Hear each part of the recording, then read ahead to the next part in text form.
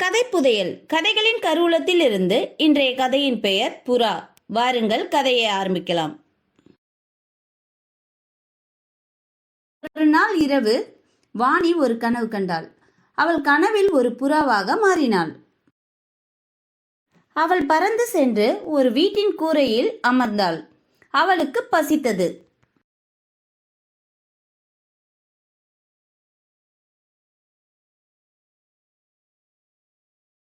அவள் பசியால் குணுங்க ஆரம்பித்தாள். அப்போது ஒரு பெண் வந்தாள்.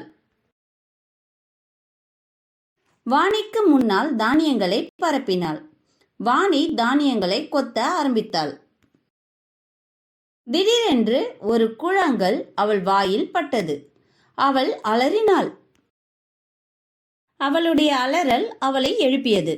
அம்மா கேட்டாள், என்னாச்சு? ஏன் கத்துற? வாணி பற்களை ஒரு முறை ஆட்டி பார்த்தாள். பிறகு அவள் தன் அம்மாவிடம் தான் கனவு கண்டதாக கூறினாள். பிறகு அவள் தூங்கிவிட்டாள்.